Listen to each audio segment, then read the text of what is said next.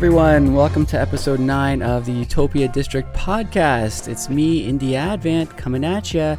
Today I'm joined by some dear friends of mine at Utopia District.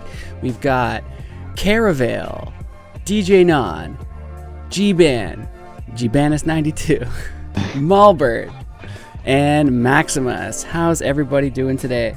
Absolutely fine. Yeah, doing good. Doing the best I can. What's up, jabroni? What's up, you bunch of jabronis?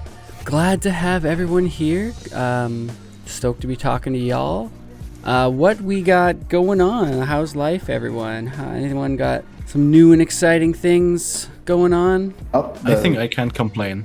I just bought a new graphics card. 2022 began. Yeah. No, you go, Malbert. Okay. Yeah, I just bought a new graphics card.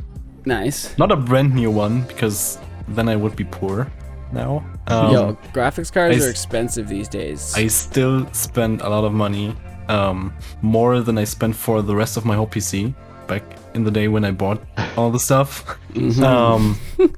But yeah, I just replaced my 1060 with a 2080. Oh my god, yeah. I have a 1060. So I'm mad jelly. That's crazy. Yeah. The 1060 is pretty good for the price. Yeah. It's not bad. But I just got into Blender and stuff, and with so I've been learning stuff in Blender for a year now, around a year, and I just discovered liquid or fluid simulation, where it kind of simulates liquids, and the process of calculating how the liquid is moving in the environment is taking so much time, depending on what graphics card you have, and then afterwards you render the whole thing, and it takes even more time. Yeah. We need Squiz up in the chat here. He's doing all kinds of 3D stuff these days. And that was mallbert speaking, by the way, everybody. mallbert / Luigi Player 2. One of our newest team members. And who else we got? A couple new people on the show here. Charavale. I don't think you've been on the show before, have you? No, this will be my first time on the podcast. Hey. Been part of the team for quite a while now. We're coming up on the tail end. I mostly handle the fiction and writing aspects on the websites. We're just about to come up on our 1 year writing project for Shadows in Neon City. Super excited for that to come to a conclusion. Got a whole lot more. Yeah, 2-part finale. We got a whole bunch of other stuff planned. I'm currently working on the next installment, and going to be a little bit different. Can't really say too much about it, but really excited for this project to continue if possible. Yeah. Damn, that's so cool, man. I love Shadows in Neon City. I want everyone to check it out. Please do. You can do so at utopiadistrict.com/fiction/shadows in Neon City. I believe there may be dashes between the words, but we'll link it in the description as well. And it's a 10-part series. Is that right? 10 currently. Yeah. Currently. And then we're the about to come up on the 2-parter, making a whole 12-part series. Completing the first volume, more news probably on that later in the year, as well as a, second volume with more adventures, Vaporwave inspired cyberpunk, I'll call it, basically. Yeah, it's fucking so cool, man. Would you be down to give our listeners a quick pitch on what the story exactly is? So the entire process, or the project Shadows in Neon City, kind of explores a sprawling, dystopia, or more like, like city, Neon City, that kind of asks the questions, what would kind of happen in a kind of alternate reality where, basically, kind of like in the megacities. On most cyberpunk kind of escapes, what would that kind of look like on an individual level? Because like these stories involving like mass sprawling cities they usually have big swaths of stories and narratives. With each volume, I wanted to look at what people kind of do in their day to day going in. So, of course, the pitch for the first volume was like what happens when an outsider, somebody who is not adept to the urban lifestyle and like a sprawling cyberpunk utopia, like what is their reaction like from the outside looking in, and how they adapt to just such new and interesting surroundings. Cool. Well, if that interests you, anyone, please give it a check. utopiadistrict.com/fiction/shadows in Neon City. And again, we'll link that in the description. And hopefully, once the project is all done, we'll be able to package it up kind of nicely and distribute it somehow. That's more of a maybe like a cohesive way of experiencing the project. So yeah, keep your eyes peeled for that. Very excited. And so thank you so much, Charavale, for coming on the show, sitting down with us today. It's going to be a super fun time. Absolutely. Who else we got? Yeah. Who else we got? DJ Nonn. What to say about DJ Nonn? I believe this is your first episode as well, right? Yeah, it is.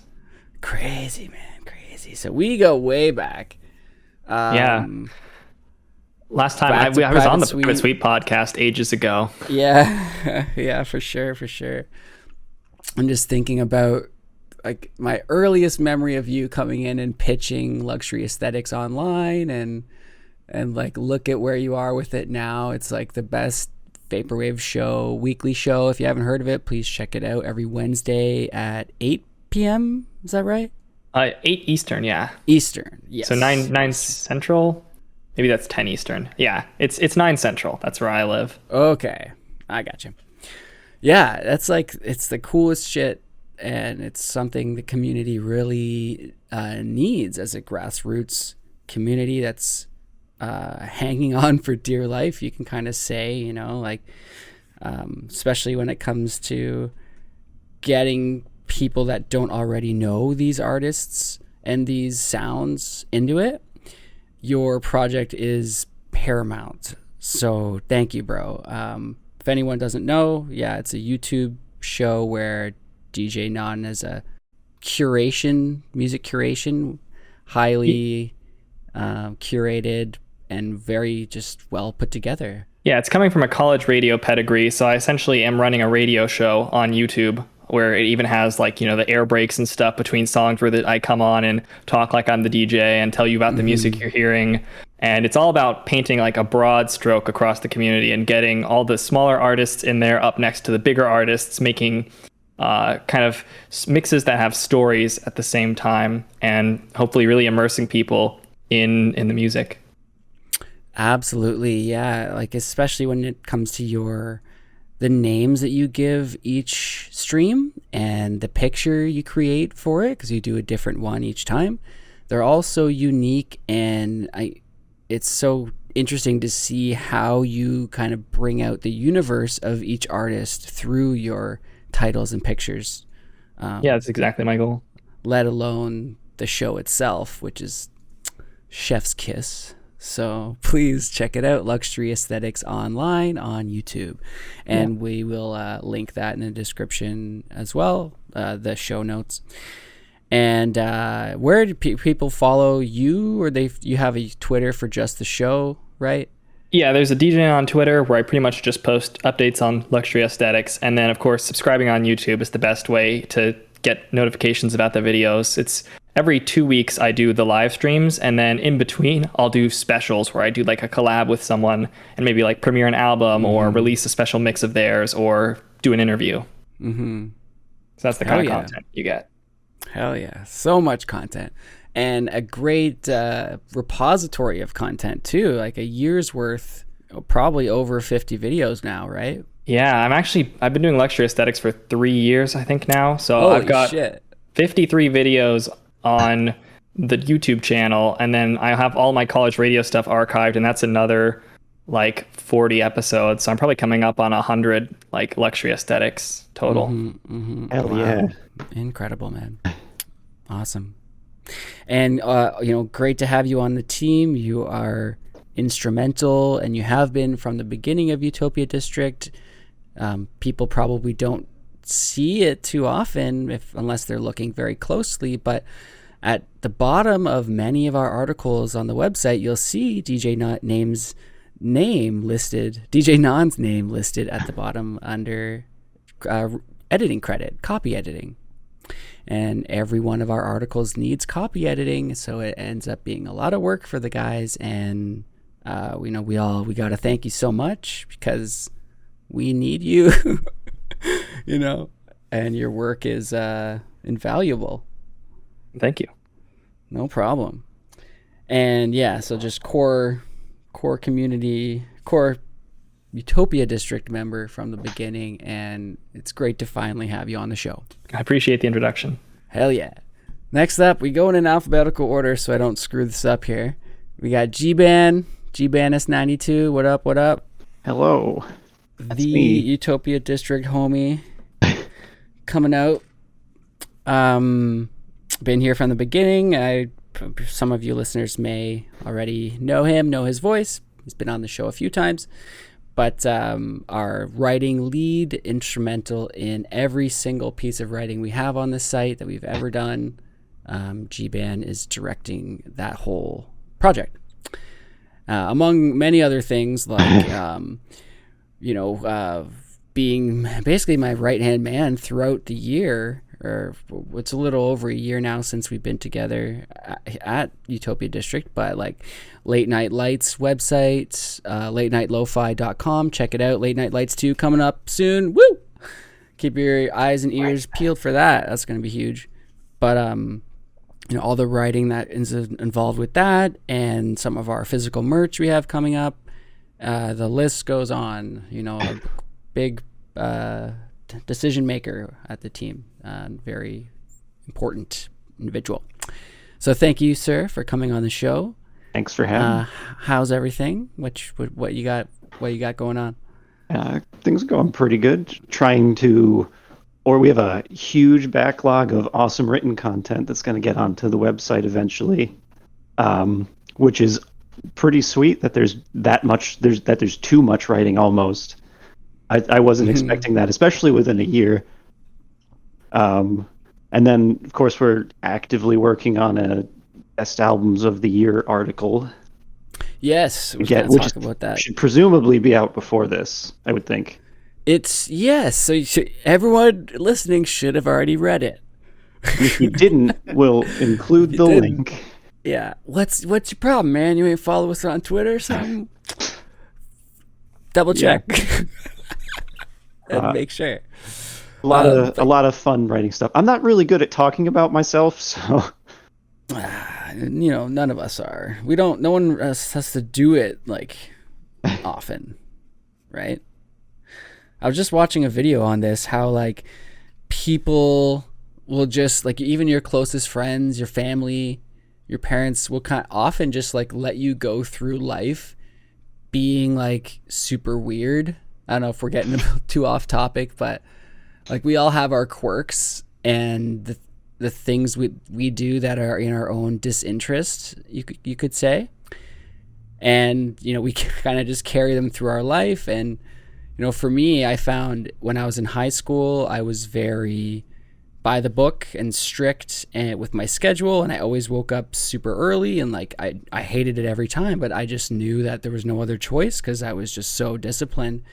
And then through college, I kind of started getting lazy and developing all these bad habits. And now I really have no one to like set me straight now, and make sure I'm doing all the right things.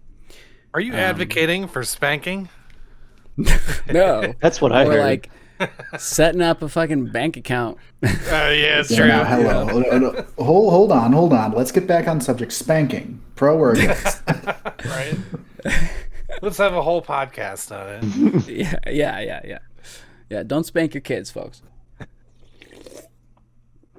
I was spanked like once, maybe by my stepdad. I don't really remember it, but I don't think I enjoyed it. Well, you didn't enjoy it then. Yeah, I was like, oh yeah, daddy, give more spanks. Oh, Max, you make me think of the weird stuff. I love you, bud. Why did we start talking about that? Because I said I'm Maxemus not is good at random talking mistake. about myself, and then you were just like, "Hey, spanking, right?" Oh yes. No, so we don't learn how to look at ourselves, listen to ourselves, whatever. That'll be the first tangent for the day. Anyway, bro, pleasure having you. Let's move it on. Mallbert, let's do a quick intro for you, my friend, even though you already had a little one. Welcome to the team, one of our newest team members, helping out with visual stuff. You mentioned Blender a little bit. Stoked to have you, bro. Thanks. Yeah, this is my second time being on the podcast. Yeah. It's gonna be, yeah. and it won't be your last. Hell yeah. Sounds like a And threat. speaking of last but not least, Maxemus. What up? What's up? What's going on, man? Woo! How you been, man? It's been a while. Dude, I have been all over the place. You've been flying around the country, Yeah, Working. pretty much. It sucks. working. Yeah, you don't want to do it. No, especially right now. Yeah, all my flights have been getting canceled lately, so kind Yeah, of like hanging low this week. yeah, chilling out. Well, thanks for being here, bro. Yeah, no worries, man. Episode I'm 9. excited. I want to do it. Let's do this. Let's do it. All right. Well, without further ado, let's dive into the show. First off, I just want to talk about some of our events that have passed and some merch we have available. The Christmas special. Christmas just passed. If you're still feeling the Christmas vibe, please, first of all, check out utopiadistrict.com/Christmas. It's our Christmas Vaporwave music repository. We didn't work too much on it this year. We were very busy, but we know a lot of great Vaporwave music came out. So we're certainly going to update it. If you had a Vaporwave album or song come out that is Christmas related, we do have a list going to add to the website link, utopiadistrict.com/Christmas, so we can get your song or album up there. And we also did a Christmas special, something we've been working on for months and months, finally came to fruition, and we got to watch it and see the fruits of our labor come together on December 23rd, and we did a restream on Christmas Day. On Twitch and YouTube, it was a 2-hour nostalgic Christmas special featuring commercials, bumpers, and most importantly, brand new Christmas songs from 20 of your favorite Vaporwave artists and future funk artists and adjacent. It was a hell of an awesome time. Some of the best Christmas Vaporwave songs I've ever heard people put together for this thing. We cannot thank you enough. And we want to let everyone know, if you haven't checked it out, first of all, please do. It's on our YouTube, and you can check it out on our Bandcamp page as well, just utopiadistrict.com/Bandcamp. And that's where we're selling the VHS. And that is for sale as an open pre-order until the 26th of January. So you've got about 2 and a bit weeks to secure your copy. And please do. It's going to be a great, yearly thing you can put on every Christmas, and it won't get old. And we really put a lot of work into it, and so did the artists. Again, some of these songs are hella good. And then we also did a cassette for the songs as well. So the VHS has visual art, all this awesome Christmas stuff visually to mapped by the visual artists to the songs. But then we have the songs themselves on cassette as well, also available on open pre-order until January 26th. So please check it out, utopiadistrict.bandcamp.com, and you'll see it in there, and you can listen to the album and get the link for the YouTube video, which has the VHS stream that you can rewatch and see if you actually like it. Okay, what a mouthful. I'll just, let me name some of the cool artists on here. First of all, we got Data Girl with Merry Christmas. This freaking song, holy shnikes, yo. It is the best Christmas. You know what? We're gonna play it. I'm gonna play it. Just a little snippet of it. It just made all of us like. We were so taken aback and blown away by this song when we were sent it by Data Girl. So thank you so much, Data Girl. Check Data Girl out. We'll link all of her socials in the description, and of course all the other artists on this album too. They really pulled out all the stops.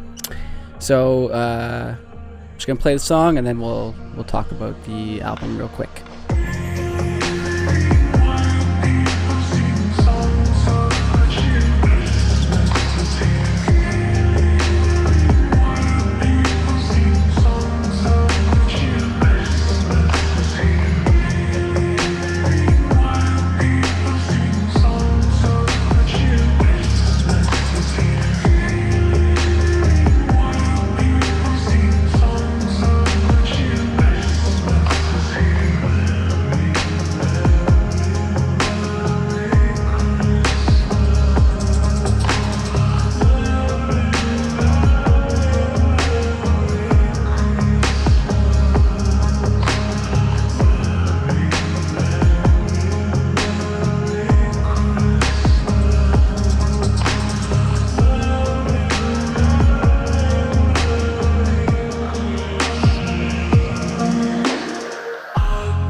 Hell yeah. Thank you, Data Girl. Best fucking song. Please check it out. Did you guys get a chance to check out the Christmas special when we aired it? Hell yeah. The first Nice. one. I know some of you were there. I saw some of you in the chat there. I kept it on in the background for a portion. I was celebrating the holidays early. Mm-hmm. Yeah, I watched it with my fam. They were like, what is this? Yeah, no, they liked it. It was a good opportunity to kind of bond over Vaporwave and like explain what it is exactly.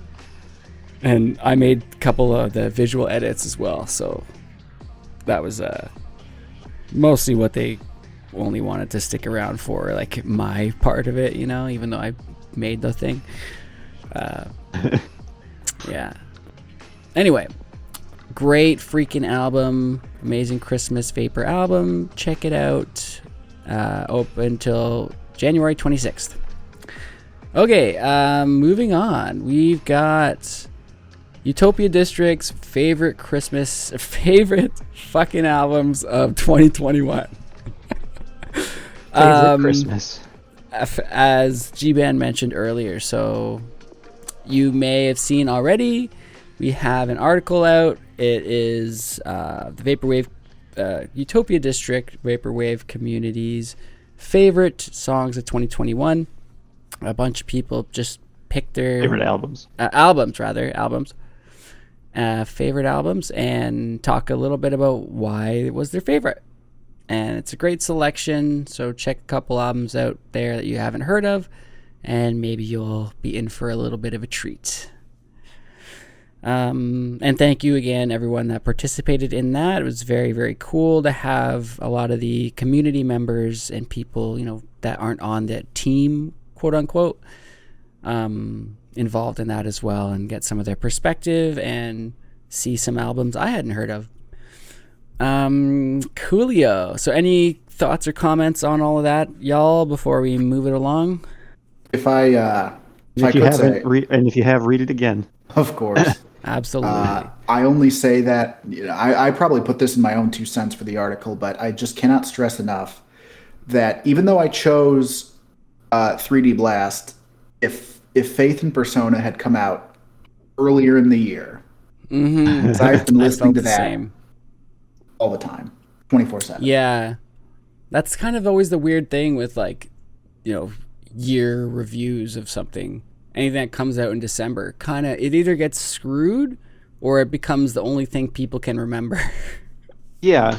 It doesn't have enough time to gestate the way something that would be your favorite from early in the year would. Ooh, So you either love it too much or you don't love it enough, and you don't know which it is because it's too recent. Mm-hmm. Yeah. It's a strange phenomenon. Gestate. What does that mean exactly? I like that. The definition of gestate? Please. I mean, it's generally tied to like bugs and that, I think, but just like a life cycle growth. I think it's egg related this. specifically. I like this. Yeah, develop over a long Developing period. when yeah. you're on the way to hatching or something. That's a cool one. I like new words. I mean, try and technically, the first definition Keep is that about vocabulary going. carrying a fetus to term, but well, it's also to have something develop for a long time. But Yeah, I read that part also. I was not referring to it biologically. Yeah. No. That's Yeah. Isn't that how you guys all listen to music? You state it, you carry it to term. Touche. That would apply to the people that maybe the people making the music. Gestation would apply. They're the ones that are carrying that music to term. I'm nodding while I'm sipping. I was muted while I laughed, but I get it. I get it. Yeah. Cool. Yeah. Shouts out 3D Blast, yo. Right? Absolutely. Fucking Randy, number one homie, running that free samples all the time. Man, that must take so much time and energy and to keep it consistent. Doesn't do it that much, I guess, but it's a lot. Check it out. Free samples. It's a hell of a time. We'll link 3D Blast's Twitch in the show notes for you. But yeah, with that, let's move it on. Next up, let's talk about that freaking Weekend song that just came out. I don't know if y'all have seen it. I put it in one of these channels here. I thought it was an album. Isn't it an album? No, it was a track. Yeah, maybe he's...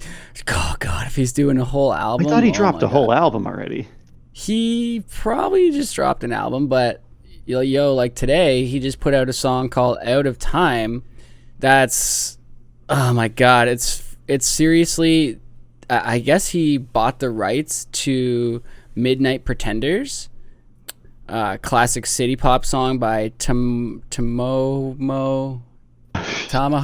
I think. Tamaho Iran? Something like that.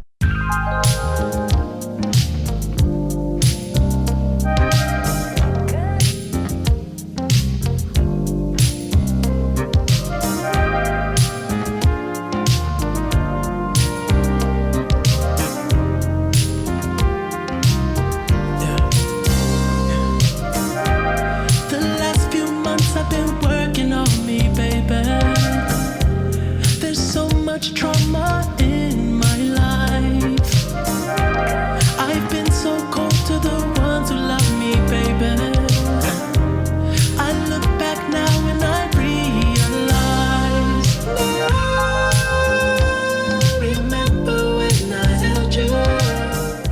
Like he's just singing over it. Like the singing's not terrible, I guess, but it's just like, to me, it's just the shits all over city pop because it's in right now, and he knows he's a genius, right? He's making all this. He has 1 million writing credits, as we're talking about. Join up the Utopia District Discord, everyone. We're having awesome convos about this stuff all the time in some of the channels there. We'll put the Discord link in the description. But yeah, we were talking about this in one of the channels, and man, it's like at least drop that it's a city pop artist's track. Like that instrumental is banging, everyone knows it. We've sampled it 1 billion times over in Vaporwave, that's why we all love it. And it's just like, it's disingenuous, I feel like. And as someone in his position, I feel like he's almost like not a mentor, but he's just everywhere, and he's so big that he has a duty to do shit right, So yeah, and I was talking about how it reminds me of how Kanye West sampled Harder, Better, Faster, Stronger by Daft Punk and just made his own version, and he rapped over it. The artist and song are credited on the album. By Weekend? Yeah. Mo Goran is credited on composer, lyricist, and the song is mentioned by name. So hold up. So the album's out already? I think so. Yeah. This looks like the official writing credits here. Dawn FM. That's what we're talking about. Oh, Dawn FM. Okay. The track credits do lister. on the song.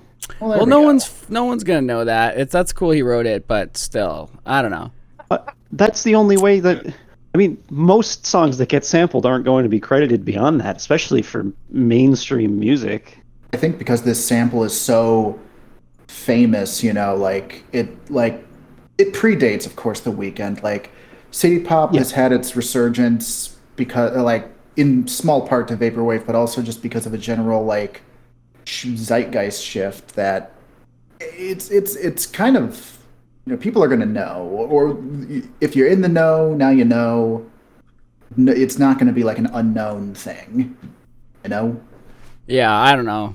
That just rubbed me the wrong way. But I I was realized actually we were listening be to coming it. out here defending it. Out of It's not so Time much is what we're defending, talking but- about. Yeah. I Yeah. just started that. I was like, and that the instrumental immediately, I was just like, whoa, hold on here. That. Yeah, I don't know. Like I've she heard that before. maybe gave the okay, but this song came out in like what 82. Not sure. I don't know when it came out, but it's like, yo, write your own shit. You're like a genius. Why can you not? Or if you're gonna use that, make it a bigger part of it. Feature the artist. Do something like what Night Tempo's doing. I don't know. I mean, don't that's really my hot see it as a take. problem, especially You should have seen a what was musician going on. for that size. That kind of sampling happens all the time, with just as much fanfare as is happening in this particular. Where they just instance. take the song. I don't know. Maybe. Well, you said he licensed it. That's not taking it. Yeah, well, the whole song. I mean, he's not sampling it. He's playing the original song. Oh, Gotta be paid for it, right? I haven't listened to the album yet. I thought you just meant he took elements of it. No, it's the same song exactly. That's a little different. Without Tahoma's or Tomoho's. What the fuck is her name? I gotta get this Moko, right. I think. Tomoko, yeah, Tomoko. There it is. Tomoko Iran. Without her singing, he put his own rap over it.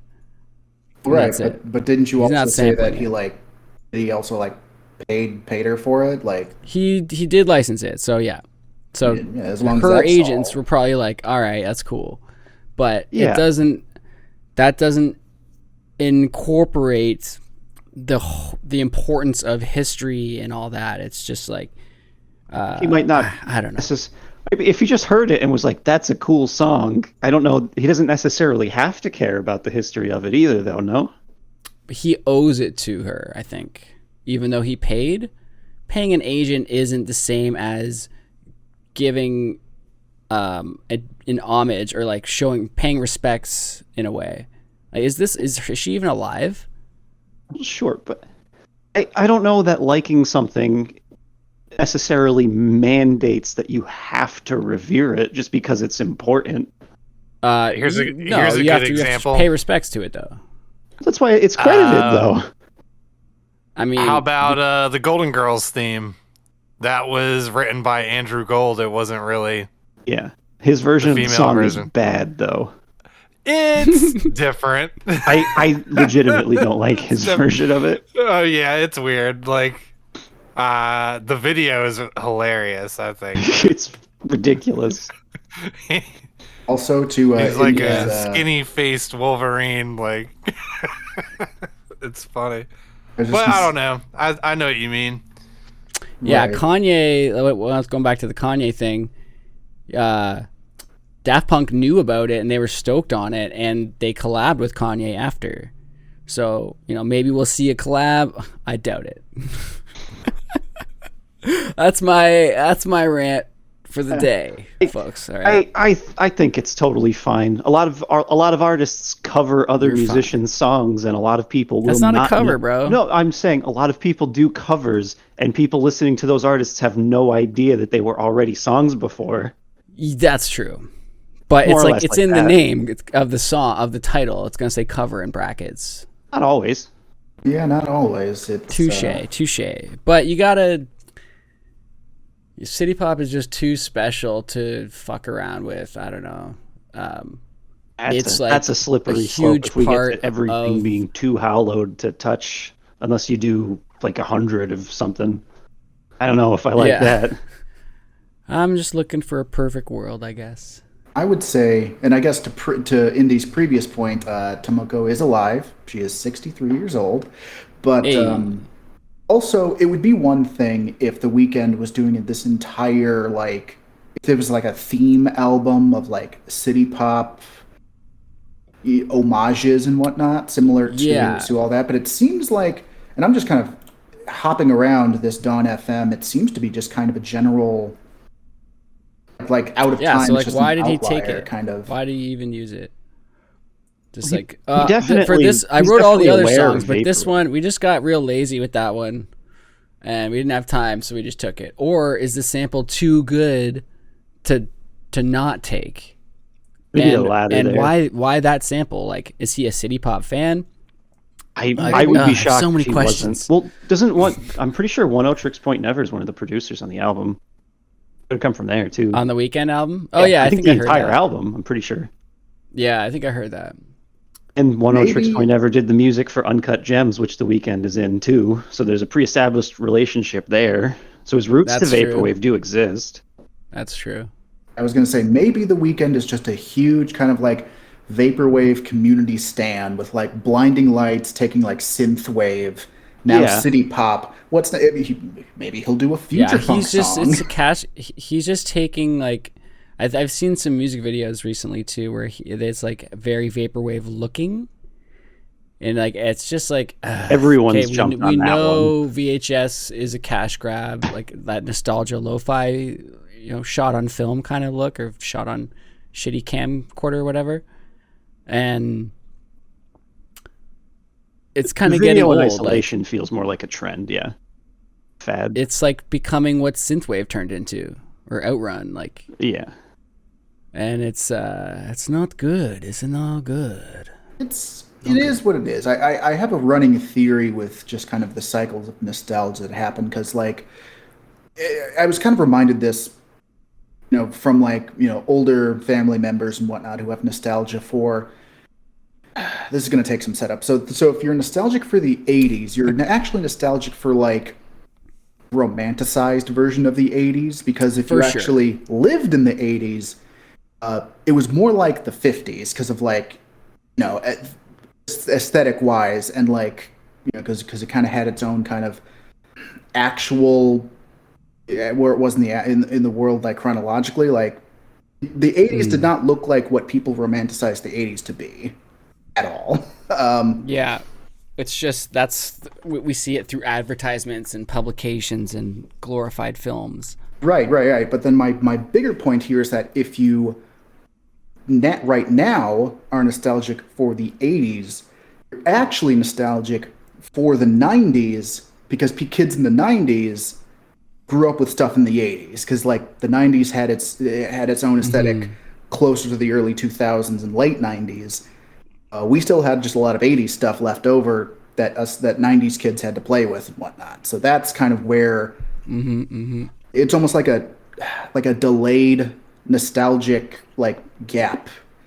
So if like whatever true. time period you're nostalgic for is actually romanticized version of like something previous. You know what I mean? I absolutely agree. And I have the same feeling. Like, I'm born in 99. So I have some nostalgia for stuff from the 90s just because it still remained in the early 2000s and mid 2000s. Exactly.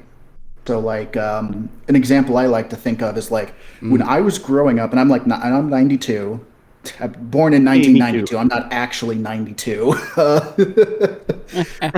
But a song that I always listened to just because of my on car rides was like Time After Time, and that came out in the '80s because it was by the time I was a kid, it was like easy listening, always on the radio kind of thing. But it wasn't like a new hit. It was just everywhere. That's just kind of the residue of the '80s was all over like the '90s for the most part. Mm-hmm. Yeah, same with And the 2000s. Dude, Same. dude, that's Yeah, crazy. It's actually basically the same with the 2000s, which proves to the point even more. Oh yeah. A great example of this is Pokemon with my brothers. Like I grew up, of course, I grew up with like the inception of Pokemon and whatnot. And like Oh, when yeah. I was a teenager, and my brothers who were like 10 years younger I was like, when Heart Gold and Soul Silver came, I was like, they were asking me like, yeah, man, like how do I do this thing? It's like, pfft, these kids, they don't even know Pokemon. Wait, now hold on now. You don't even know what a Bulbasaur Yeah, you don't know about is. Missing Gnome, bro? You don't know Right. Missing Gnome? Psh, get that crap out of here. Lukey. You don't know the Pokemon rap? Oh God. I saw a dope video today of the original singer of this Pokemon song, Pokemon. Yeah. Doing an Instagram selfie video thing of a live performance of that song, and it was like, holy shit, that like made me shiver of like nostalgia joy. Check it out. Maybe we'll link it. But yeah, he's such a good singer, and I don't know, just on the subject of Pokemon. I mean, Tried going back and watching some of the movies oh, recently. goodness. They're Pokemon 2000. yeah, they're really bad.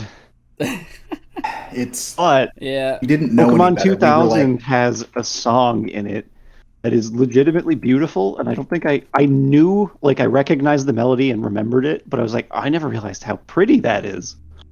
He Can you cried. rate that? Yeah, I'll grab it. I mean, for Should we God's play it? sakes, Yeah, another definitely. Everybody only went to that movie to get that Mew card. yeah. That Mew I card. wish still have had that. this card. And that wasn't that was the first I movie. still want this. Hold up. I was What was Jim Carrey's role in the Weekend album? He's doing Like like a spoken Robotnik. word stuff on it, I think. Okay. Kind of like Bill Nye, British actor, not scientist man, was on a Kaiser Chiefs album. Mm. I think it's Gotcha. something like that because it was like a wartime poem that he read at the end of their album. Gotcha. I think this is the right one. Lugia theme. Like the Fuck melody yeah, is so bro. great, and I was just like, oh, what? All right, let me try this again, see if this works. We're sorry. The song you're trying to listen to is not in service. This is a recording. We're sorry. The song you're trying to listen to is not in service. This is a recording. We're sorry. The song you're trying to listen to is not in service. This is a recording. Damn, that's nice. Audience members, begin your Pokemon 2000 playthrough now. Ow. That's how you get through. That's how you do like a live radio show and get around copyright. You just have silence and it's just like play Plastic Love now. you just heard say it. out loud that Alexa should play something. Damn, that's a beautiful song, man. It stood way out because the movie is not good. It was just like, wait a minute, Mm-hmm. this is way too good for this. Beautiful. And I was kind of excited to rewatch it. The Pokemon 2000 was my favorite as a kid. And I was like, oh, I can't wait to watch this. Wow, I should have waited longer. Yeah, for me it was Pokemon 3, like the Entei one with the Unknown. I think that was the only one because I owned it on video cassette. Oh, I had that on VHS too. So that was the one I held closely to me in my childhood. I had to like go over to a neighbor's house to watch the other like two, but I had the third one. That one was mine. 3 was the last one I saw in theaters. 1, 2, and 3 in the movie theater, and then I was done shortly afterwards. So good. I watched the first Pokemon movie on VHS too, but I remember when I had to go to the library and pick it up there. Mm. And I watched it with my best friend, and I still remember that he fell asleep when the most tense part was happening, like where Ash turns to stone. Oh, yeah. And, Yep. and my friend fell asleep. You're there just Yeah. sobbing. Well, I mean, that probably just meant And the I movie never was over. returned He it to thought the he was- library. I remember like turning to him and like, you seeing this? And he He was not just seeing slept. this. and he was not seeing this. That He was was probably dreaming. just his cue that the movie was over. Like, oh, main pro tag is dead, and the movie's over. Then I guess I'll just go to sleep. Finally. Makes sense to me. Yeah, we done. Good times. So, in Vaporwave news, we have. Anyone check out that new Vectroid? I have not. It's on my Oh, to-do geez. list. Vectroid? Oh, jeepers, y'all been naughty this year so far. We're gonna tell Santa. Vectroid's not really my sound, if I'm being completely honest. Well, it depends on the album, maybe, but like for me, but yeah, this one's very dissonant. For anyone that didn't see, it's her return to the Prism Genesis or Fuji Grid TV series with Fuji Grid TV X, I think it was called. That sounds right. Yeah, check it out. It's just incredible to see. Like, you know, for a couple years there, we all probably thought that Ramona was just over Vaporwave, you yeah. know, especially after the whole OESB Yeah. bullshit. Yeah, so give it a listen, and if you haven't, of course, check out all of Vectroid's other work. And I know she said she was returning to like Vapor, her classic Vapor stuff in general. I think she said she was returning to Prism Corp. Did anyone catch that? That I didn't hear that. But Am I that is more crazy? my No. speed.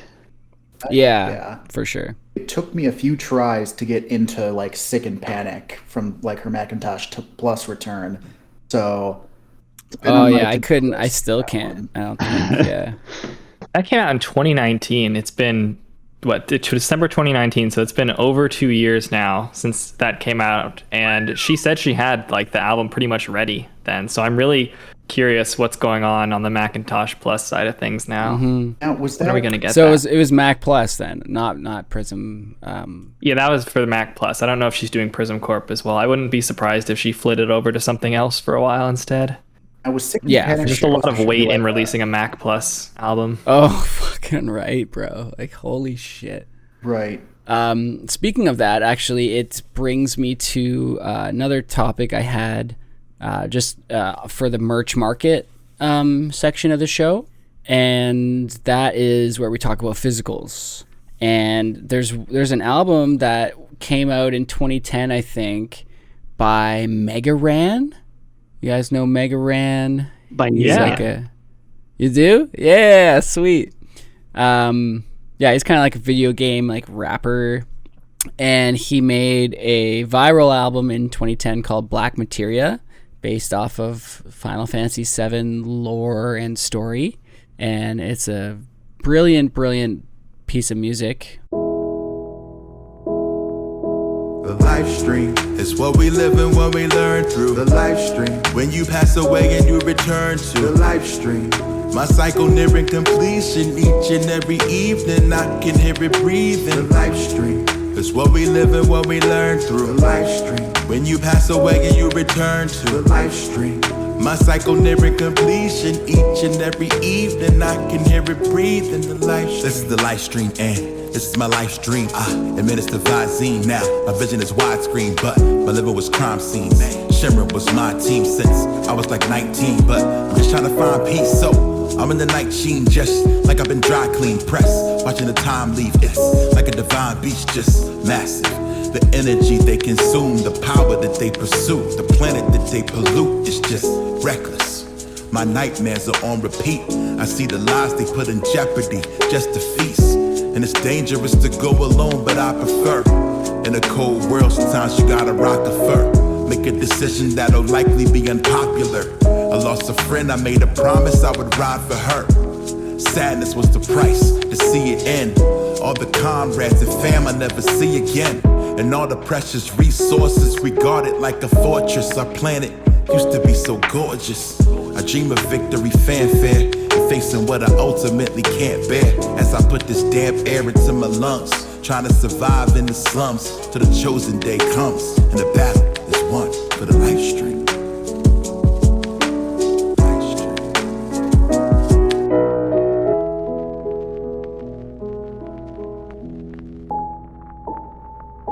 The life stream is what we live and what we learn through. The life stream. When you pass away and you return to the life stream. My cycle nearing completion. Each and every evening I can hear it breathing. The life stream is what we live and what we learn through. The life stream. When you pass away and you return to the life stream. My cycle nearing completion. Each and every evening I can hear it breathing. The life stream. The life stream.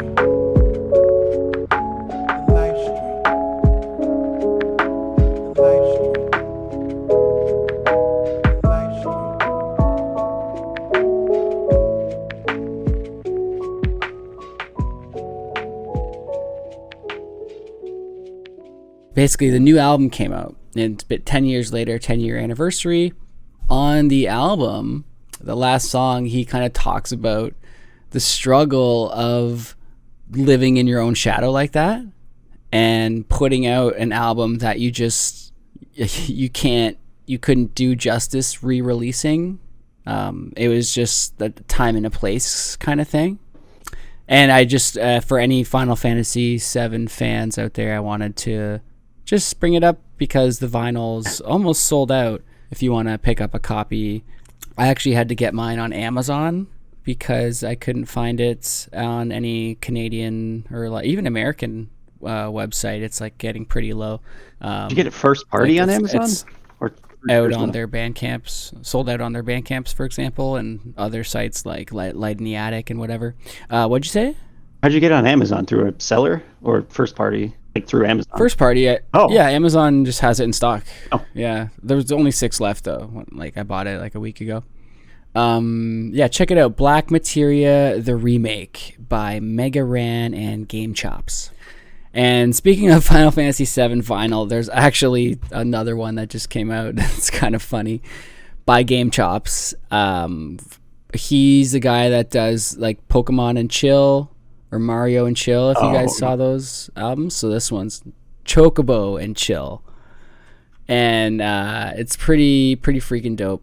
I think it might it's not written anywhere that I can see, but it's kind of similar to the Black Materia album, like some of the instrumentals and stuff. So I wonder like how they relate in that sense. But yeah, Rifty beats Chocobo and Chill. Check it out. Yeah, so those are the 2 physicals I wanted to talk about. Any other Vaporwave news? What's been going on in the scene lately? I mean, you touched on the biggest stuff for sure. Yeah. New Astro Mega. Astro Mega. Who's that? He does like vapor hop kind of stuff. Astro Mega Music. Yeah, I know this. Excuse me. He had Channel 10. Channel 20. Yes. Yeah, Channel awesome. 20 just got announced. That I'm excited for. That is cool, man. When's it come out? On the 9th. Okay, so maybe out by the time it's tomorrow. Yeah, maybe out already. Hell yeah, that is super cool. I will say also that still haven't gotten to it, but it just was dropped new infinity frequencies. Yes, no physical at least yet, but hell yeah, new infinity frequencies, man. That's amazing because what was it, 2018 when he released Between Two Worlds? Between something, what was it? Yeah, it was Between Two Worlds. Two Worlds. And this one is like, oh man, I've listened to it like 10 times already. I love this fucking album. It reminds me a lot of the Caretaker series. It's got a very classical feel to it. Right. Yeah, check out Exit Simulation. Computer Gaze, I think, is his Bandcamp, right?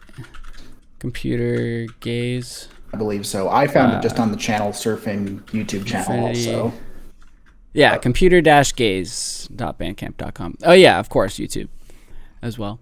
But of course, you can support the artist and pay and buy it if you want to actually help them out financially. And we'll link that in the description too. And actually, I shouldn't talk about it yet. Something's coming out, and I'm featured on it for like a tiny little bit, and I'm kind of excited. I So yeah, we'll expect that to happen sometime. What else we got in the news? Desert Sand released that physical only tape on No Problema. Oh yeah. And Hiraeth. I bought it today on Hiraeth. Nice. Because Catcorp tweeted like only 2 left. Yeah, when I went to buy it, it was sold out. So he must have added a couple stock. Yeah. But then I saw it was on No Problema as well, so I grabbed it there. Yeah. Makes more sense for you to grab it on No Problema. Yeah. Well, I'm in Canada, so it's but Canada's pretty close to the US. They increased their shipping rate, I think, a little bit because it was a little more pricey to get here. I think it cost me 28 Canadian dollars for that tape. For shipping? Like total, including the tape. Oh. Yeah. And usually it's more like 20. Yeah. Or even like maybe it's something similar for me. 16 because I'll ship my shit to the US sometimes and just pick it up from there because I'm close to the border. Also makes sense sometimes. And then I can get that media mail. If you are this close to the US. Yeah. I mean, for me, it would obviously not make any sense. No, sir. Yeah, shipping from Brazil to... Wait, are they in Chile or Brazil? I think Brazil. Brazil? No problema. I should know that. That's embarrassing. Sorry, guys. I'm sorry. North Carolina. They wrote on their Bandcamp. North Carolina. They must have changed that. And it must be selling. But I think you can just put in any location you have there, because I think Sky Too High has something like New York City or something. Oh, you can, yeah. I have a secret project where I don't put Canada. Even though Sky Too High is located in Germany. Yeah. No, Chile, Santiago, Chile. Yeah, they have their digital label listed as the right but they place. must have a shipping fulfillment center in... Oh, I must have... Yeah, okay, that makes sense. I must have gone to that Bandcamp. Coolio. Cool, yeah. Infinity Frequencies is awesome. Yeah. One of the most exciting things for me last year was to have a feature track on the latest album by Sky Too High. Oh, by Sky. Yeah, for sure. So yeah, it was a lot of fun working with him. Congrats. Yeah, he's a hell of a dude. And the whole album is pure vapor, with some acid elements, I'd say. It's really good. Crazy. And you know when that comes out? It's out already. Oh, okay. Weren't you just talking about... Oh, it must have been... Oh, maybe it was Sagito. Someone on the Discord was talking about getting a track on something. Sorry. I was confused. But yeah, that's dope, man. I will drop a link to the album. But yeah, so hell yeah. Check it out. Wait, why don't we just play your song? Good question. Pressure's on. Do you want to play it? I can play it. Well, I just have to find an aux chord. No, I mean, I'll just cut it into the show. Like, we'll just play it now on our own. Okay, we can do that. Your imagination. So I posted the link. I posted the link into our operations channel. Cool. Thank you. Let's take a little listen, folks, to Mallbert's feature on Sky Too High's new album. What song is it? What number? 12. Hey, there we go. All right.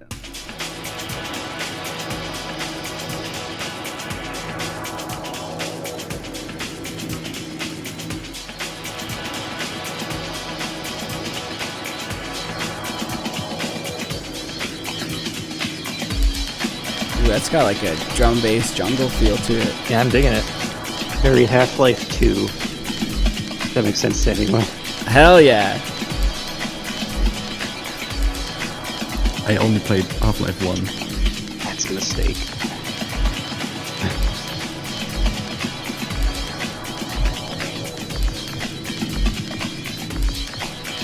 What are you using, a TB3? He's using the TD3. I'm using an MC303. It's from the 90s. Gotcha. By Roland. I'm surprised yours still works. They all died? Oh, the drives go bad. Hey, here's a drop. Woo! We dancing out here.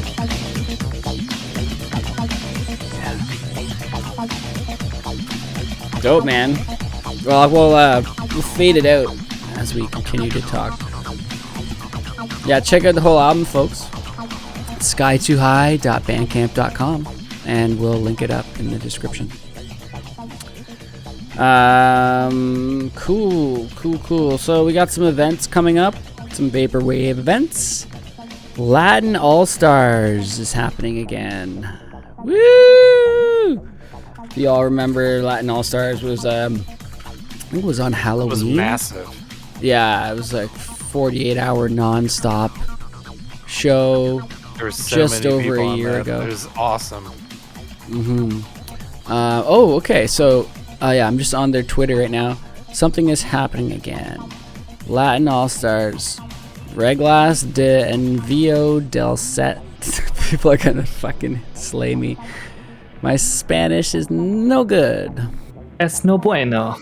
It's no bueno. Yeah. It's so bad I couldn't even think of that one. Any Latin origin artist can join. Set duration 30 minutes. Visuals included. I imagine to do your own visuals. Maybe not. Only accepting submissions through this email address. Do not send through DM. Deadline January 31st. So check out allstars_Latin on Twitter if you are a Latin American artist and want to participate in this show. It was fucking huge, and this one's probably going to be just as big. And follow them on Twitter as well. We'll link in the description. And there's a couple other shows too. I imagine that show is going to be online. But we have some IRL shows coming up. Vaporwave, February 26th in Brooklyn. Being thrown by George at 100% Electronica. That is featuring Picture Plane, Equip, Orograph, and Vitesse X, I'm sorry, hosted by George, and it's in Brooklyn, New York, on the 26th of February. Check it out. I saw a really cool poster. Man, All Hell Breaks Loop's got the posters, man. The 29th, January 29th. No, January 9th. Virtual Memory 29. January 9th, that is tomorrow, so may have already happened. We'll see when I get this thing edited by. But give Pacific Plaza Records a follow on Twitter and All Hell Breaks Loops to stay on top of when they're doing their events. Also, utopiadistrict.com/events, although it's a little bit out of date. We need to get that whipped back into shape. But, yeah, check that out. Cool. Live events happening in the Vapor scene. We got another album. US Golf has just been pumping out gold lately, bro. Like, nonstop. He just did another album the other day. I'm really digging it, called Vices, and it's a GTA Vice City concept album. Pretty dope. Check it out. usgolf95.bandcamp.com. Great stuff. Yeah, I love his he also did return to his like classic sound with Adult DC Golf. Check that one out on his Bandcamp too. Really good.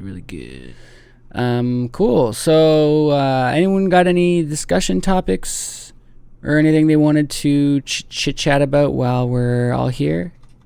You already talked about that new Weekend album that has the song? Hey, yeah, you missed it, bro. Bro, that's insane though. I called it for you. Midnight Pretenders. Never thought I'd see the day. Yeah, Pizza here predicted it. That Weekend would pull some weird vapor knockoff kind of thing soon, and sure he sure did. Just trying to give people a little bit of space to chat on the show here. Don't want it to be all me. that is mostly the things I wanted to bring up on the show today, so we can just kind of free form it from here. Endless Waters, dope ass cassette drop on Geometric Lullaby. It was like a box set, looking pretty sly. If you're into like slush wave and telepath kind of sounding stuff, definitely check that out. Geo Lullaby release? I don't believe it. That never happens. Yeah.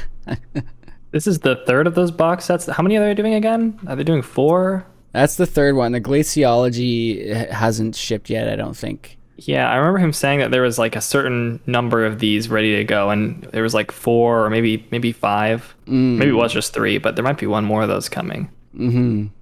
Yeah, it's really interesting to see who he picks to get the big box set, because like it started off with Asu Tenki, and then like it's kind of been getting like a bit more obscure, I think. So, which is awesome, because his label is like, you know, he can actually get a lot of attention to smaller artists like that. Yeah. Yeah, Glaciology in this one, and I haven't heard of what the next one is going to be, but I think there is one, yeah. Oh, sorry, I just googled something. Apparently, Weeknd did that. He bought the licensing. Yeah. For the track, and he did credit the original writers on the new song. Man, you missed it. We already talked about it. Oh yeah, damn, that's good though. That's good that he did that at least. Dude, you're gonna be at an H&M in a week hearing the fucking Midnight Pretenders. Yeah, Midnight Pretenders. That's the name of the song. Yeah, you're gonna hear that, like, because he didn't mix it up really, right? It's pretty much the original. No. So you're gonna hear that at like shopping for shoes somewhere. It's gonna be crazy. And heck yeah. Shopping for shoes, actually. Shoe Carnival. Shopping for shoes sounds like a Vaporwave track, honestly. That's your new track, Indy. Shopping for shoes. On my BA Mallsoft.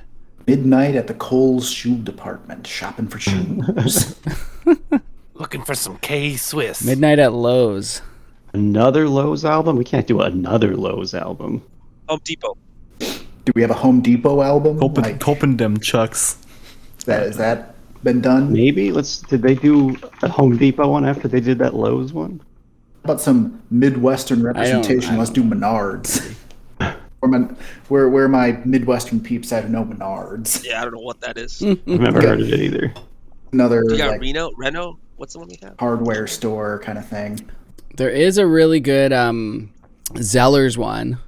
Like really, really fucking good. Yeah, it's like one of the best. You gotta make a sequel to this. What is it called? Imagine a track called Grabbing Goodies at Goodwill. Sam Goody. Like that. You know. I just found callback. Sam Goodies, you're really betraying your age on that one. Oh.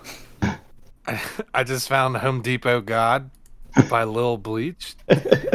There you go. Oh yeah, it's Probably really bad, but it's great. It's great because it's so crash bad. rap, right? Oh, I was thinking of 1995 Zellers. Those are the best songs. Family Restaurant is the album name.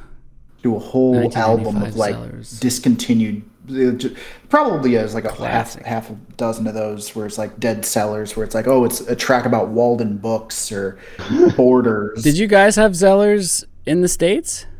I'm pretty sure. I can't recall. I know of Zellers, so I would assume. I don't know why I would otherwise. It's really popular here. Yeah. Big time. Oh man, he had an album on Elemental 95. 1995 Zellers. I'll have to check that one out. Back to songs that are so bad that they're really good. I think that's why I listen to Atari Teenage Riot, which is like digital hardcore. Yeah, for sure. Absolute contrast of Vaporwave. While Vaporwave is mostly slow and relaxing, digital hardcore is not.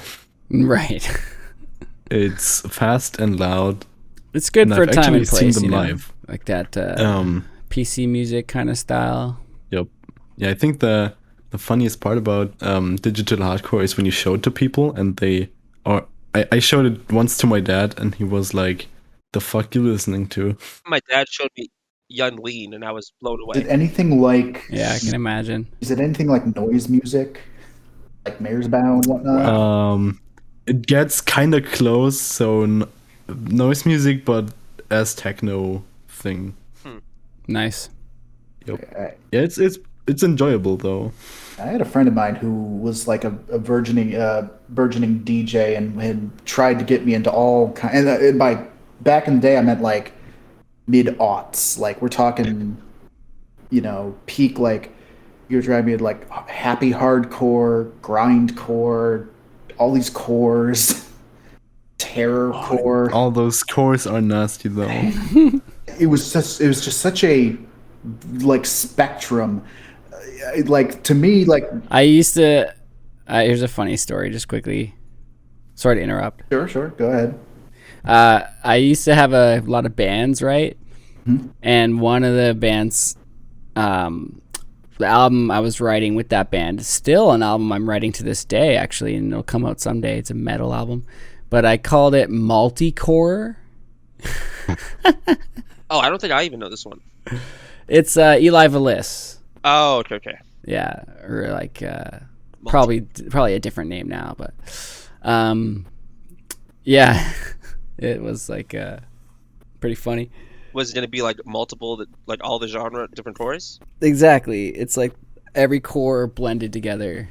Just kind of like a joke of like every genre, kind of like Between the Buried and Me, how they'll have like a hoedown part in the middle of their song. That's what makes them great.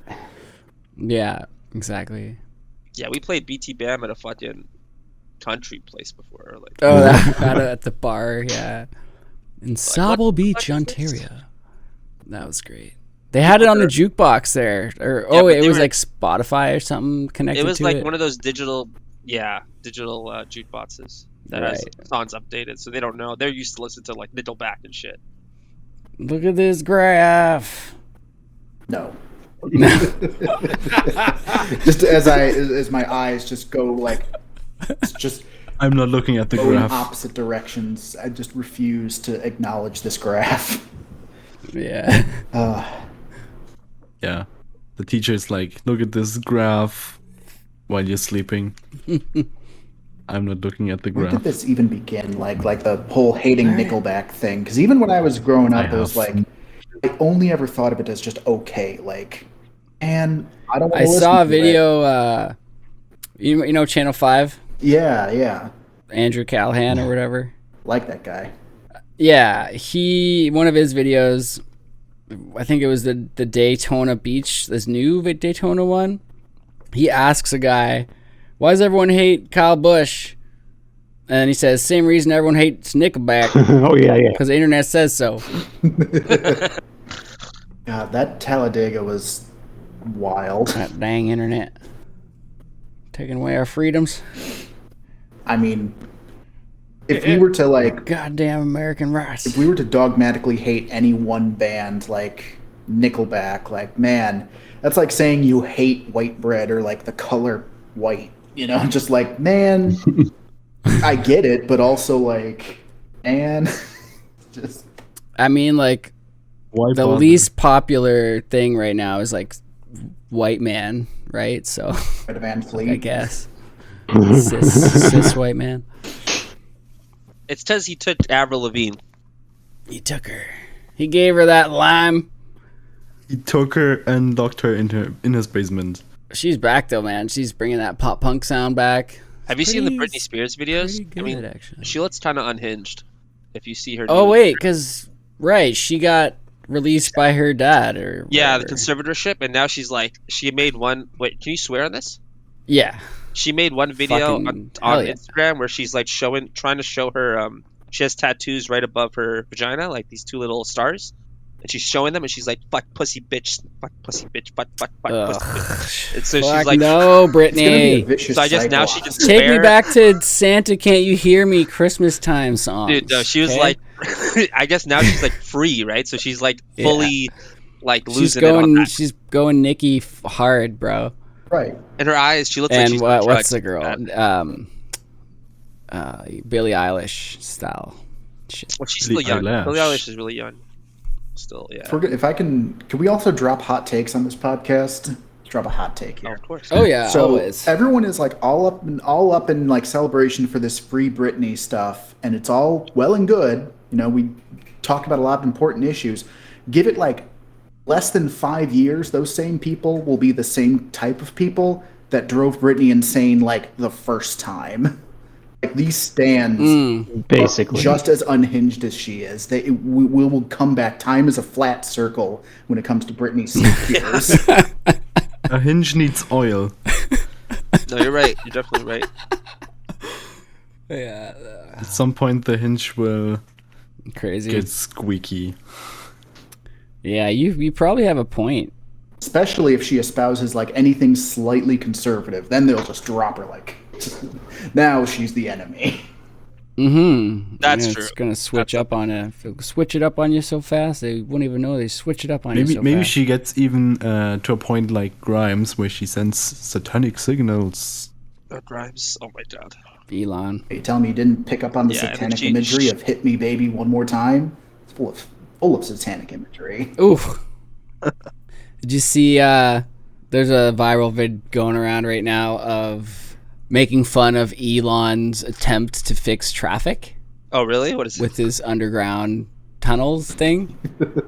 It's this hilarious video of like shoo, we're gonna speed it up, shoo, all this above ground traffic, now fuck that, we're going underground, and then cut to the just stuck in traffic underground, like in the tunnel where you can't get out, 1,000 cars in front of you, like complete disaster. Like Jesus Christ, I would not want to be stuck down there. I got claustrophobia. No fucking way that's happening. Memes that have come out Yeah, of if there's an that accident down there. have just been hilarious. Yeah, exactly. Like, dude, it's like miles of you're just under in a tube, metal tube. Like, man, it scared me real bad. Plane, I can do a plane. Like as far as my claustrophobia goes, because I'll just like pass out for a couple hours and then wake up and I'm good. And you can also walk around But- the plane, like. You can walk around, hit the can, whatever. I don't really get claustrophobic on a plane. I would if it was like, going down or something, maybe, or if there's like some crazy jet lag kind of scare. But that tunnel, man, like, there's no, like, they gotta implement like an eject button somehow, just open the hatch. There's little vents coming up as like sewers or something in the middle of the desert, and you're fucking bake out there today. Eventually, there will be a tragedy around that Hyperloop, and I will definitely feel for like the victims of future Hyperloop accident. But until then, I'm going to just be enjoying all the memes that come out of this. Just like Yeah. somebody. I don't know if you've seen that reaction GIF of like a guy pointing at a computer, and the other one's just like, oh, like. Nodding along to it. It's just like my face when I show Elon Musk what a train is. It's just like, that's what it is. Yes, I understand this. That's great. Y'all see that new Matrix? Oh yeah, I watched the premiere like on the first day, Oh shit. Heck yeah. Be Yeah. right back. 2 seconds. You liked it? and I enjoyed it. I didn't have any expectations for it. That's probably the best. Um, Yeah.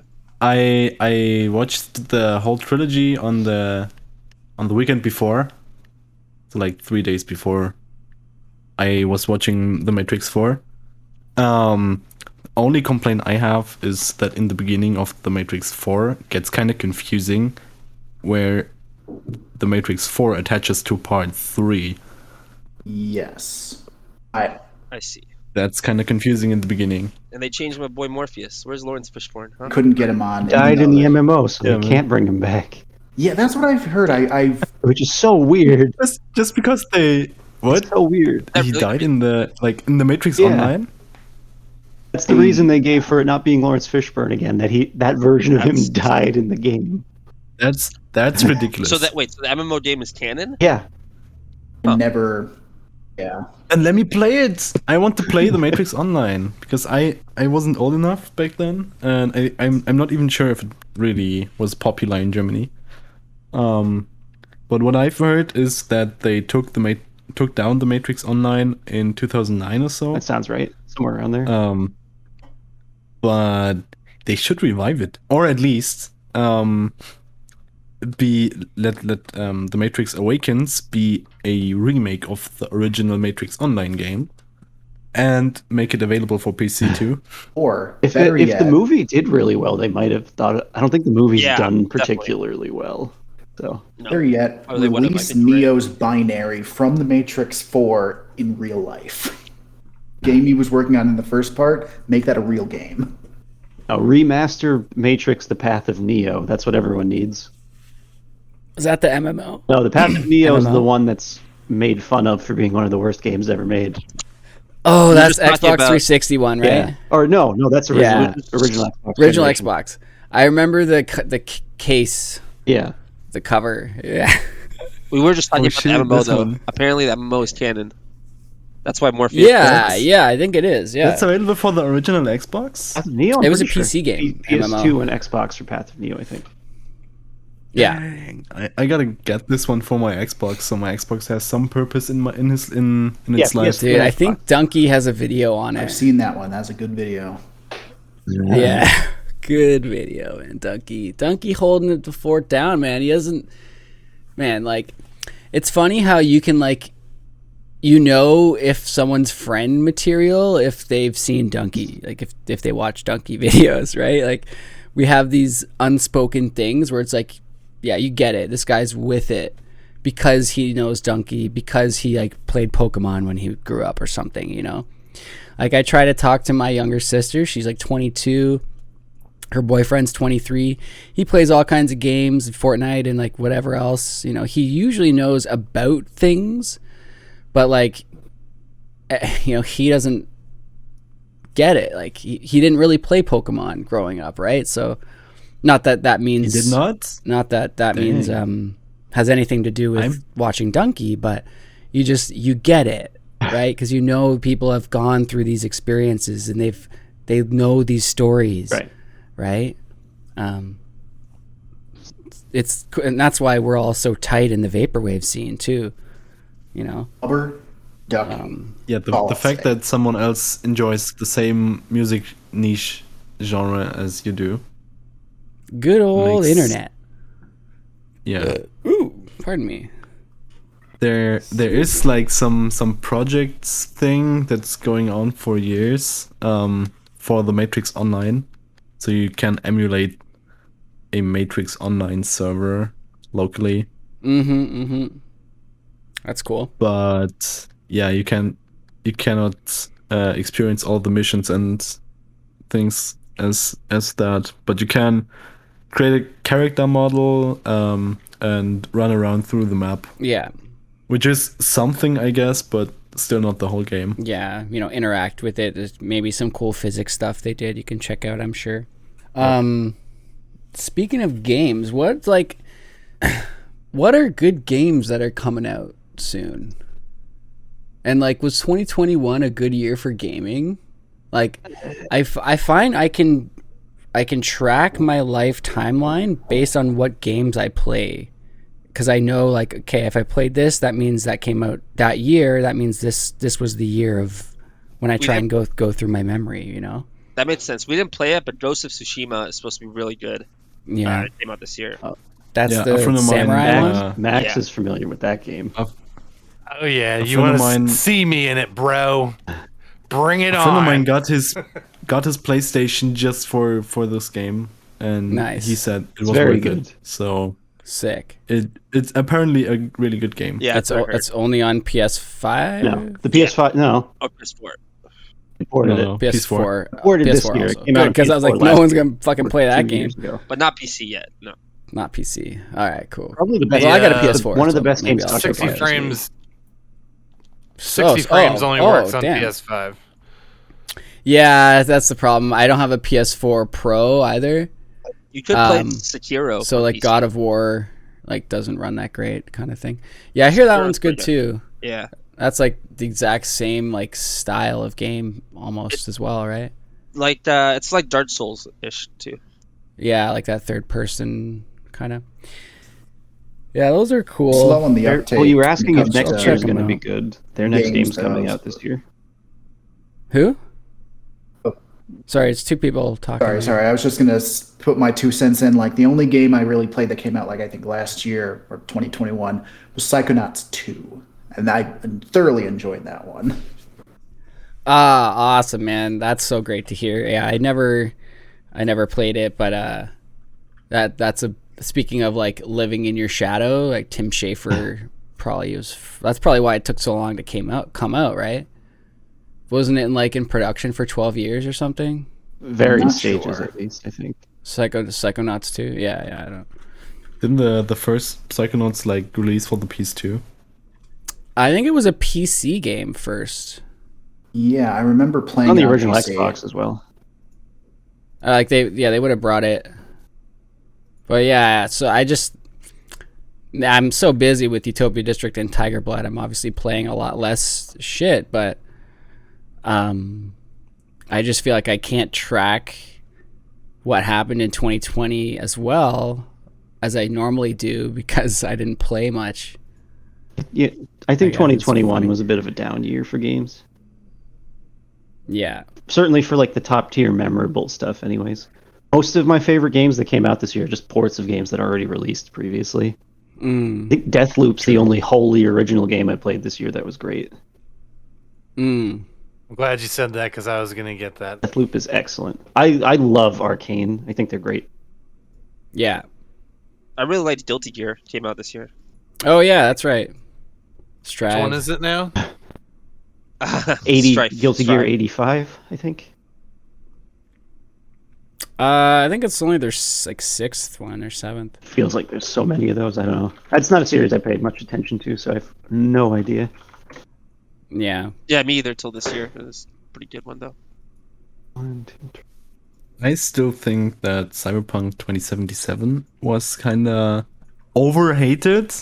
Yeah, well, with good reason, but for sure, contaminated people's I get that the game was not done, but there was some good shit. I didn't play it, but people really put in a lot of effort in the sense of voice acting and character realisticness and the problem wasn't just that it was released in an unfinished state.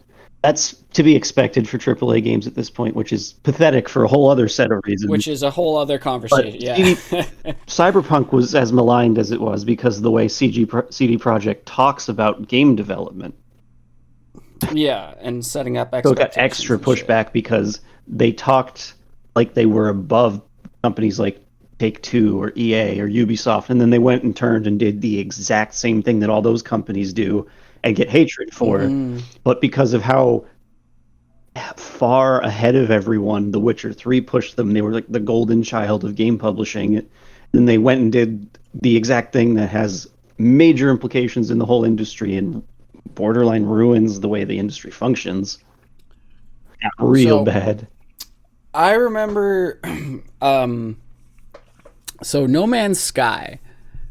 That's actually a good game now, right? That one is a success story. Yeah. I think that actually got a lot of flack because it was fun to hate on it.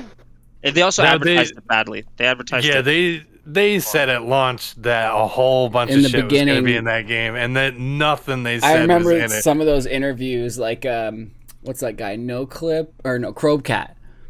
Crowbcat. If you don't know Crowbcat, Crowbcat. I don't even know him, no. Yes, you do. He does the E3 supercuts. Oh, okay.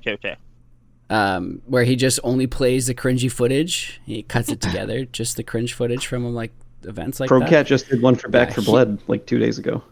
Yes, dude, so good. Valve carried Left 4 Dead. Oh, I saw that one. Yeah. Okay. Yeah, that's Crowbcat. Anyway, tangent there.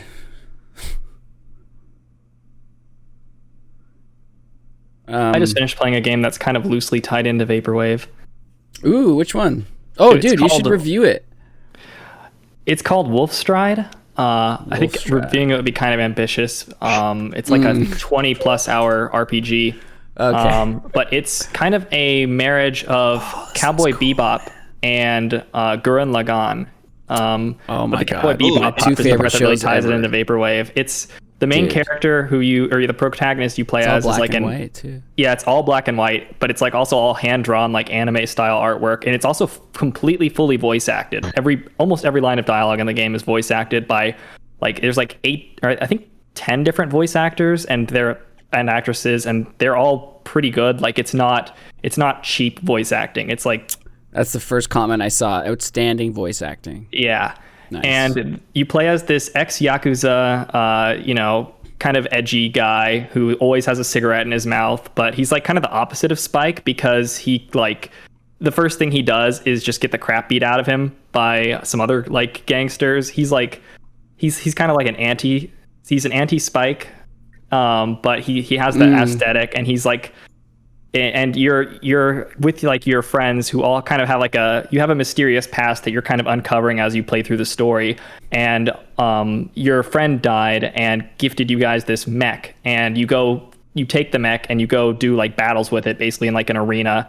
So you're dueling other mechs, and that's where it's got like a really cool turn-based combat system with the mech stuff, and then between matches you're playing as the Yakuza guy running around town meeting people, like learning about the story of the characters and all that. And it's actually got a very rich like world full of these really well written characters that are likable or dislikable. And it's not like amazing. It's not the best game I played this year, but it really did suck me in for a whole 15 to like 20 hours, however long it took me to beat it. Nice. But it's got that. If you're looking for kind of a game with that Cowboy Bebop feel to it, it's got that, but it's got the mech battles too. Oh, cool. Yeah, it looks like very comic, graphic novel, manga style. Yeah, like half of it is almost like a visual novel. There's so much dialogue and stuff. You really have to be prepared for that if you're going in. Like it's a great experience, but it may not be what you're looking for if you just want a mech battler. Yeah, no, true. I want another Armored Core. Well, good news. There's Good leaked news. details literally today that it might be a game FromSoft's working on. Get out of here! I'm I'm serious. looking this up right now. Elden Core.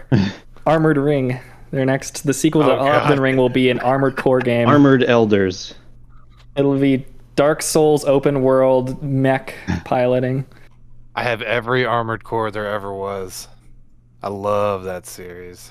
I just saw something that apparently got released in December. So I saw some gameplay footage on TikTok a few times for a game called Road Flash, which is apparently some kind of biopunk game where you can just kill an enemy, take his organs, and upgrade yours. Oh, cool. So yeah, I mean, biopunk sounds kind of cool, and the art style of the game is supposed to be like PS1 styled with low poly models and pixelated textures, which kind of reminds me of a game called Night of the Consumers, which is supposed to be a horror game, but you work in retail, and that's the horror thing. So the whole game, Night of the Consumers, basically you play as an employee. So you just got employed for putting new stuff in the shelves, and around every corner there's a new customer that wants to ask you where whatever alcohol or the video games are in the store, and they appear very scary. Like they just come to you from behind. They're like, "Excuse me," and then you get like the text dialogue, and where you have to take them, and they will just follow you, and the music will get really tense. Like, and at some point, if you're not fast enough, they will call the manager, and the manager will hunt you down and fire you. That sounds dope. Yep, it's so fun. Many good games it's fun. to play. My list is like fucking insane. Because I buy a lot of games, I just don't play them. I can't, I try. Yeah, Takes time. Yeah. Same with me when I play Boneworks. To go from one save point to the next one takes a lot of time. And before our podcast here, I was playing Boneworks, and I just had to go back, find the last save point, because I found a whole area to explore, and there was no way to save. Oh shit. Yeah, that's like Yep. old school style. You had to get to this save point. Now it's just press start on most games, or just auto saves. Yeah, I'm not sure if Boneworks autosaves, Yeah. even though it's a quite new game. Mm-hmm. I mean, it's not super brand new, but it's not old. Yeah. It's from 2019. Yeah. I've been thinking about picking up Battle Right again. Did anyone play that? Can't say that I have. Is Pizza still Nope. here? Yeah, I played that. There's a new game like it, Arena of Tins, that mixes Battle Right with WoW Arena. Oh. Pretty interesting. And Battle Right, Interesting. some of the Battle Right pros worked on it, as well as the WoW Arena pros. So it's like made cool. by competitive players. Is it free? Yeah. Oh, sweet. Yeah, link me that. I might try it. Yeah, it's cool. Just Battle Right is so quick. The games are like not even 10 minutes. Yeah, same here. You can play like 5 minutes and get off. Yeah. You played maybe 1 or 2 matches already. Yeah, exactly. Well, I'll check it out. Thank you. Sweet. So I guess I don't want to keep everyone too long. Coming up on almost 2 hours now. Does anyone have anything they want to make sure they cover? Any, shout outs or anything like that? Obviously, we'll do some plugs of where to find you and all that, and what you're up to coming. But just before we do, any general stuff? No. I'm good. I do have to go Okay. soon though, so I'm cool with being done. Yeah, okay, so yeah, I just want to do a general shout out to like the homies keeping it real in the vapor scene, DJ Nonn, first of all, Luxury Aesthetics, check it out. Don't be a fool. It's the best shit around town. Agora Road, Macintosh Cafe Forum, the classic forum still going strong with their active community and great members making great posts every day. Check out, we'll link it in the description, Agora Road. Shouts out Ronnie from Vaporspace, holding down the fort with all the online shows and IRL shows, and just being, the like wholesome rock we need in the scene. Shouts out Pacific Plaza Records, Alex, for throwing all these virtual memory shows and getting all these artists a place to perform live IRL in California. And shouts out Chief Alif for just being awesome, for his work on his VA10 project and his show and future shows, I imagine, too. And shouts out Pad Chennington for, just being the cool motherfucker he is. And actually, there's a post I saw on Reddit. I want to give a shout out to this guy here, Thothep. Shouts out Thothep, whoever you are. They did a very cool, robust. Oops, sorry about that. I just put the link in the meeting chat. Look at the Vaporwave discographies on Bandcamp that are all under $10 by labels and artists. Really nice list here. Oh, this is If cool. anyone wants to get anyone's full discography, maybe check out a label or artist you hadn't heard of. Just a really cool thing that no one asked for, but is just a real treat for the scene. And it's little things like this that are like the best part of this scene, man. So yeah, we'll link that up. It's on Reddit. Shouts out Thothep. Sweet. That's it for me. So you guys want to plug your socials where everyone can give you all a follow and keep up with what you're doing? Charavale, we'll start with you and go alphabetically. Oh, of course. Don't really have too many socials. You can always find me on Twitter. It's an old one, but I still use it, at DrunkOnMedia. Probably should look into changing it soon, but if it ain't broke, don't fix it. Oh man, that's what I know.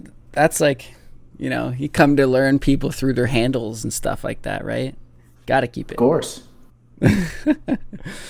Like, Groovy Kaiju is Torch 2424, right? Yeah, there are a bunch of those. Just because he made that when he was a kid. Gotta keep it. Awesome. Please give Charavale a follow and definitely check out Shadows in Neon City. We'll have more posts for that coming for you soon. Righteous. DJ Nonn. Oh, sorry. Yeah. Did you say something, Charavale? Oh, no. I just said righteous. Like, nice. Righteous, man. Cool. Best place to go for me is Linktree, so linktr.ee/djnonn, DJ_NONN, 2 N's. That has links to the YouTube channel, to Twitter, to Instagram, everywhere you can find me.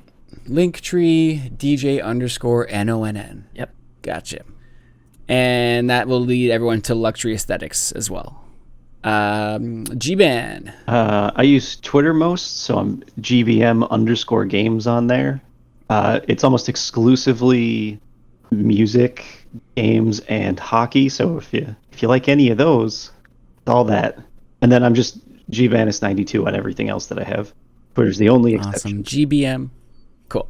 GBM_games on Twitter. Yeah. Thank you, sir. Mallbert. Yes, so DJ Nonn inspired me for the link tree. That's actually a pretty good idea because I recently set one up.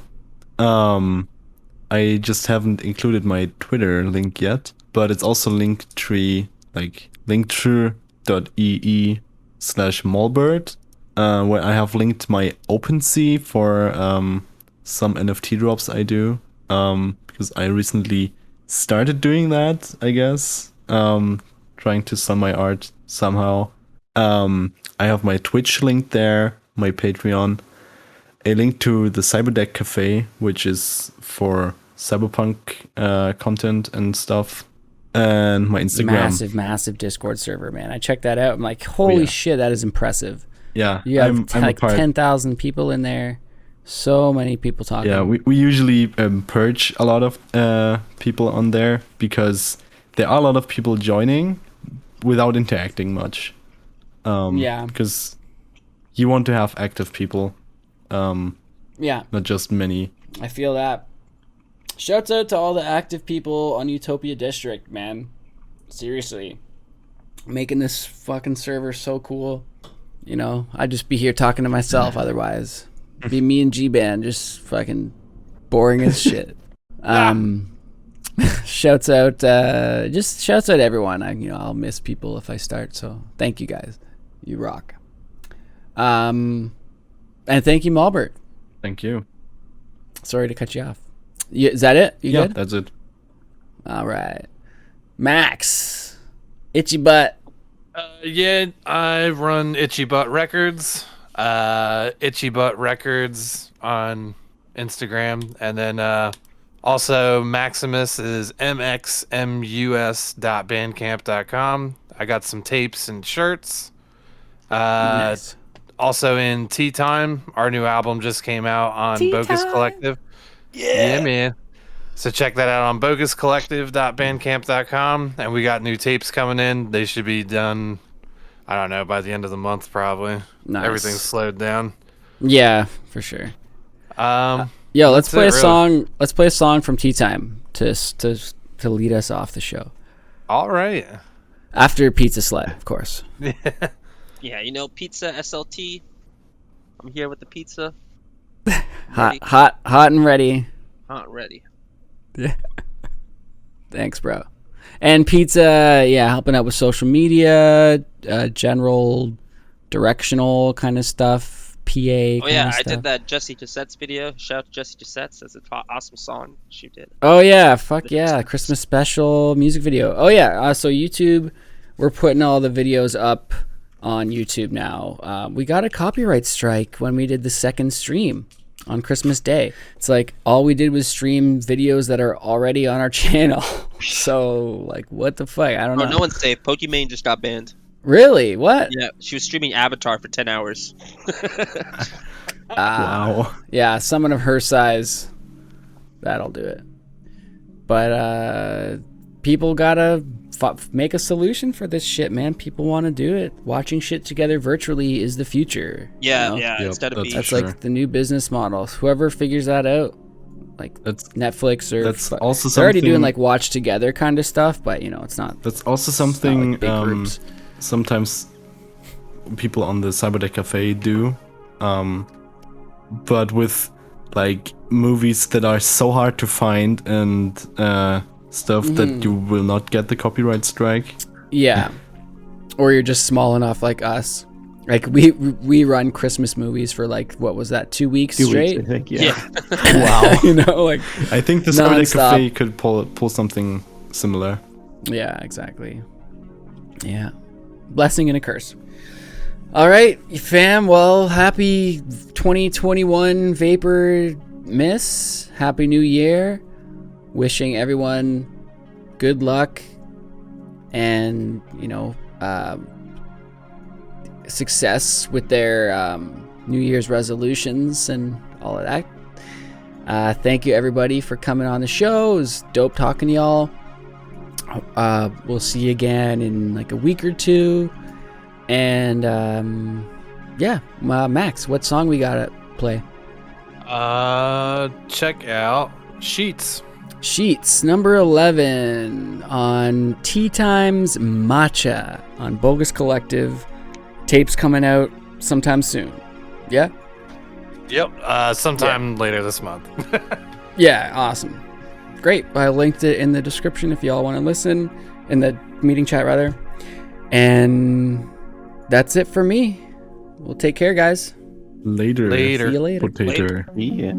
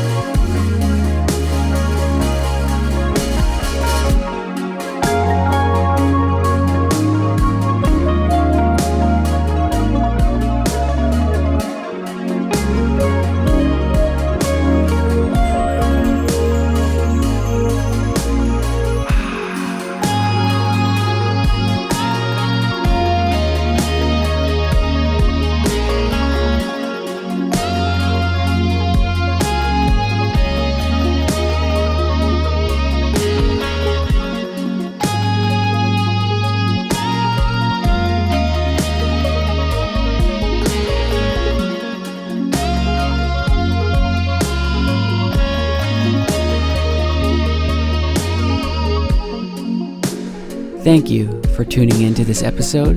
It was a blast of a time. Subscribe to the podcast if you're not already on Google Podcasts, Spotify, Apple Music, Stitcher. You can also find it on our website at utopiadistrict.com/podcast. Check us out on YouTube. We've got a lot of great videos going up there. Our Instagram and Twitter are always popping and have up-to-date information on what we're usually doing. And most importantly, join the Discord if you're not already. It's a great time, and we'll have the link in the description.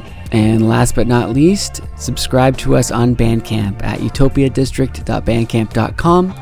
That is acting as our mailing list, and it will keep you up to date on everything we're doing as we send out emails maybe twice a month right now, and it should ramp up soon. Thanks again, everyone.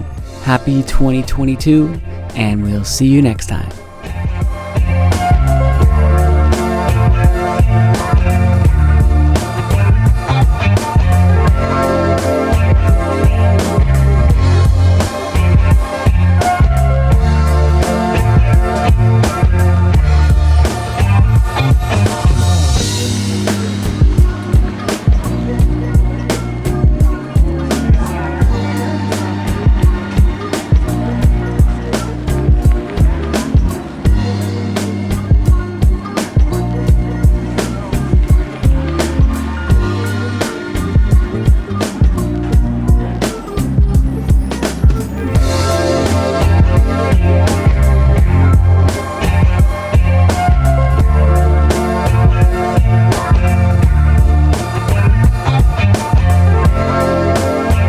Shoppers, Utopia District is now closed.